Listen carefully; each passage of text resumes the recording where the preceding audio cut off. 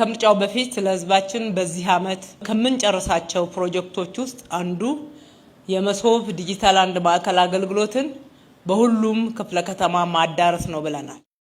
ሰባተኛውን ስንመርቅ ይህንን ቃል ለህዝባችን በይፋ ተናግረናል። ይሄው በምርጫ ማግስት አንደኛውን ጨርሰን የኮልፌ ማዕከልን እዚህ ደረጃ ማብቃት ችለናል። ሌሎችም ደግሞ የቀሩት ሶስቱ ማዕከላት በፍጥነት በተከታታይ ሳምንት የበጀት አመት ሳያልቅ ህዝባችን ጋር እናደርሳለን። የምንሰራው ለአንድ ወቅት ተመልሶ ለመመረጥ ወይም ደግሞ ያንን ግብ ማዕከል አድርገን አይደለም፣ ሀገር ለመገንባት ነው የምንሰራው። ከድህነት ለመውጣት በህዝባችን ላይ ያለው ውጣ ውረድ እንግልት እንዲቀንስ ሀገራችን በፍጥነት ማደግ እንድትችል ህዝባችን አገልግሎት ፍለጋም ጭምር ጊዜው እንዳይባክን ገንዘቡ እንዳይባክን ያለውን ሀብት ለልማት እንዲያውለው ለማድረግ ነው። የሀገር ግንባታ ደግሞ ከአንድ ዙር የምርጫ ግብ ያለፈ ነው።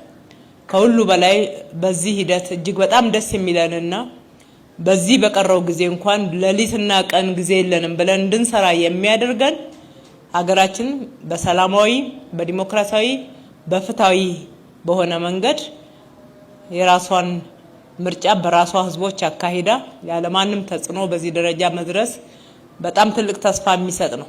ሀገራችን መልማት የሚችል መቀየር የሚችል ሀብታም ሊያደርገን ድህነትን ሊቀርፍልን የሚችል ብዙ ሀብት በሰው ኃይልም ይሁን ፈጣሪ አምላክ በሰጠን የተፈጥሮ ሀብትም ይሁን በሌሎች አሉን።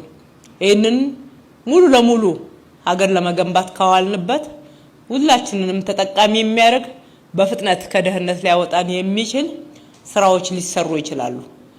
የጎንዮሽ የሚያባክኑ በርካታ አጀንዳዎች ናቸው ኢትዮጵያን ወደ ኋላ ትላንት የጎተቷት። ከእንግዲህ ወዲያ እንደማይቀጥሉ ምልክቶችን አይተናል። ተስፋዎችን ሰንቀናል። እምነቶችን አሳድረናል።